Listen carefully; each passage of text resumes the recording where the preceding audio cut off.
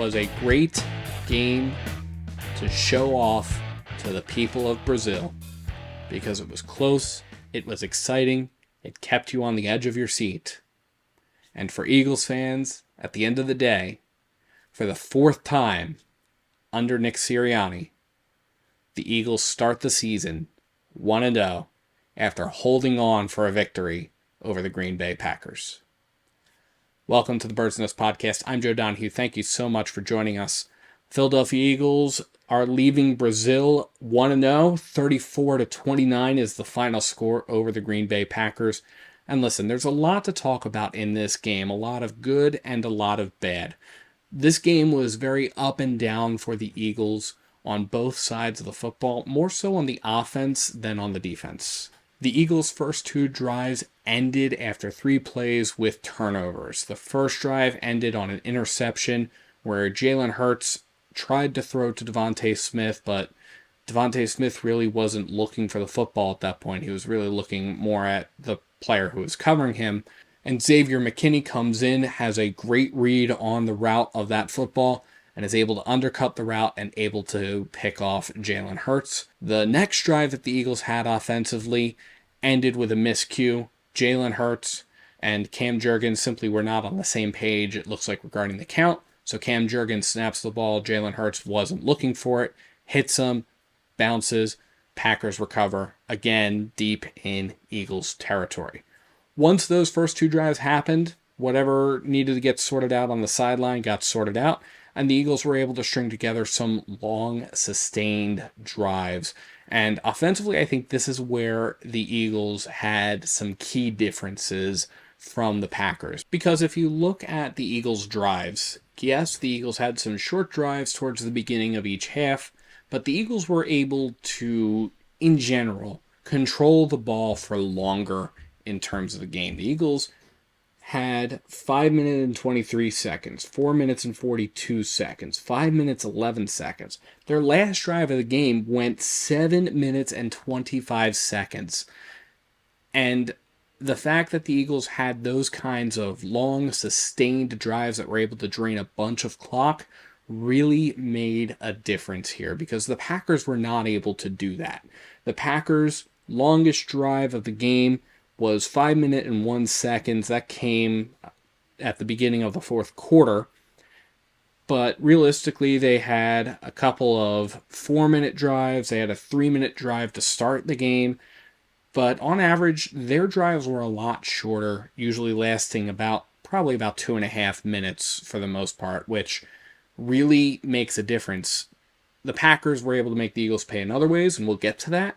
But the Eagles were able to really control the ball for a lot longer, and they dictated the pace of the game, and that mattered at the end of the day. Now, offensively, definitely some concerns here. Again, I think there was a lot of rust on this team, and I do think that there continues to need to be scrutiny regarding Nick Sirianni's decision to not play starters during the preseason, even if it's for a drive or two, at most a quarter. It helps you get back into that game mindset. Jalen Hurts, 20 for 34, 278 yards. He had 2 touchdowns through the air. He had 2 interceptions, and he was sacked twice.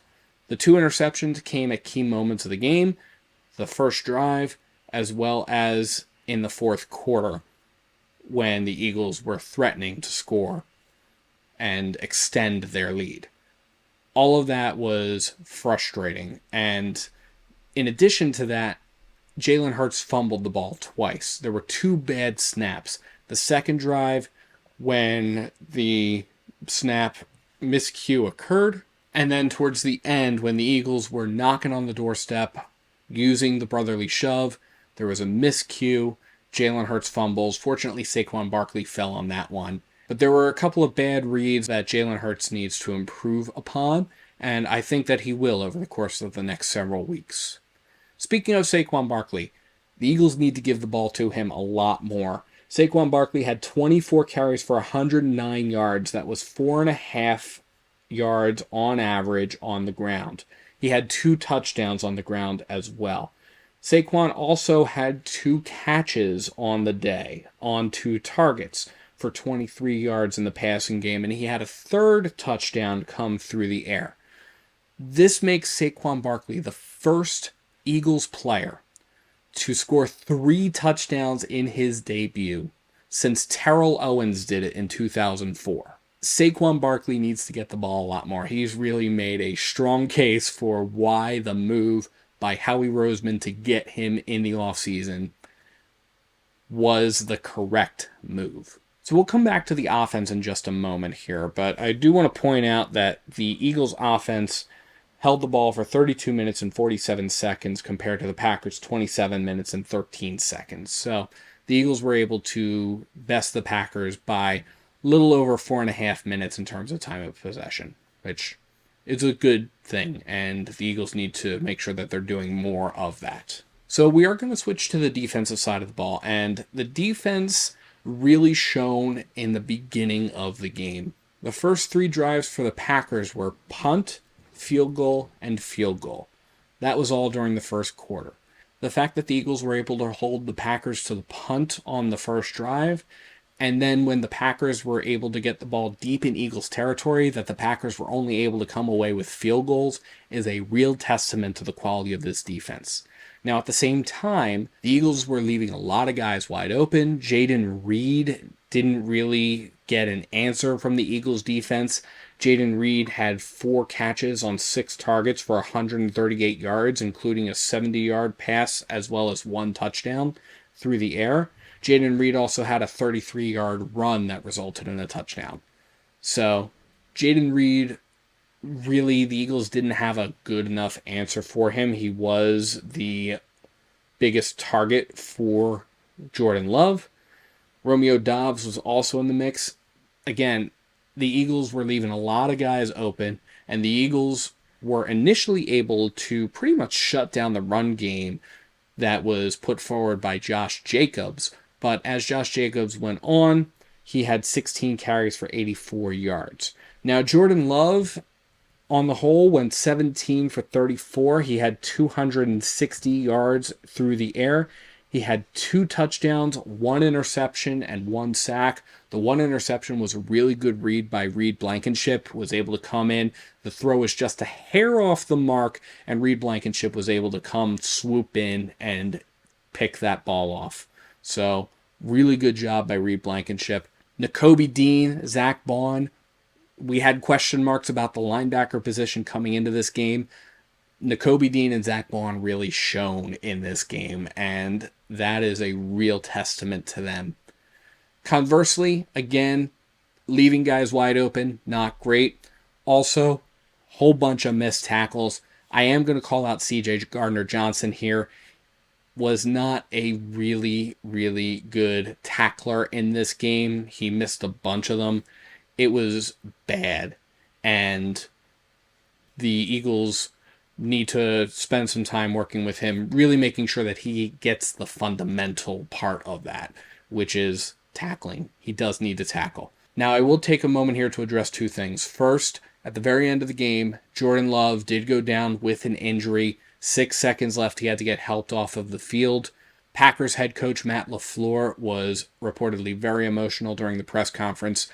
Hopefully, Jordan Love is okay. We don't wish injury on anybody here, so certainly we hope that everybody is okay. Malik Willis did come in at the very end of the game. He went 0 for 1 and sustained 1 sack. The other thing I'm going to take a moment to mention is that the field at Arena Corinthians arguably was the worst field that the Eagles have played on since Super Bowl 57. That field was torn up by the midway point of the first quarter. You could tell Eagles players, Packers players were trying everything they could to get the dirt, to get the sod out of their cleats. Players were slipping and sliding all over. I think the sliding part of that was what contributed to the A.J. Brown interception that occurred during the fourth quarter. The field was not something to write home about. And while the sod father was not responsible for the field this time, it was not great. But defensively, when the Eagles had to make a play, they made the play. They were able to make those stops. when the Packers got the ball back on those 2 turnovers at the beginning of the game, the Eagles were able to hold them to field goals, which is huge. Otherwise, I don't think the Eagles win this game because they fall behind 14-0 if the Packers are able to find the end zone. And later on, when the Packers do find the end zone, they try to go for 2, and the Eagles are able to shut them out of the end zone there. Huge for the Eagles.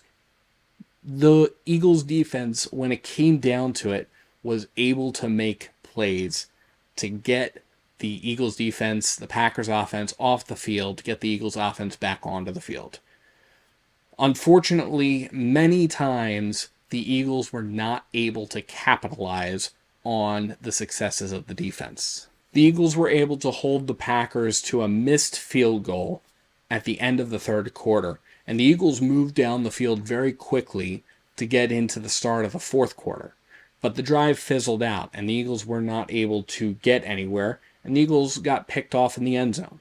The offense wasn't able to capitalize on many of the advantages that the defense was handing to them. But after the interception, the Eagles were able to hold the Packers to just a field goal, keep them from taking the lead again, which was huge for the team because that means that the Eagles were able to just go on towards the end of the game, kick a field goal, extend the lead, force the Packers to try to score a touchdown to win the game, and the Eagles were able to hold on through 7 lead changes to come away with their first victory of the season. At the end of the day, from a team, regardless of how good or how bad the team is, regardless of what needs to improve, regardless of what went well, to come away with that first win of the season is always something to be proud of. So the Eagles get on a flight to come home. They'll rest up. They've got a little bit of a longer week before they take on the Atlanta Falcons on Monday Night Football in Week 2. But it feels good to fly home 1-0. But, as always, let me know what you think in the comments below. What are your thoughts about this game? What did you like about it? What do you have as concerns? Let me know. And thank you so much to everybody for tuning in to the Bird's Nest Podcast. You can support the Bird's Nest Podcast by liking and subscribing to Bird's Nest Media right here on YouTube, as well as by sharing to your social media pages. You can also find us on SoundCloud, iTunes, Google Play Music, Amazon Podcasts, and Spotify.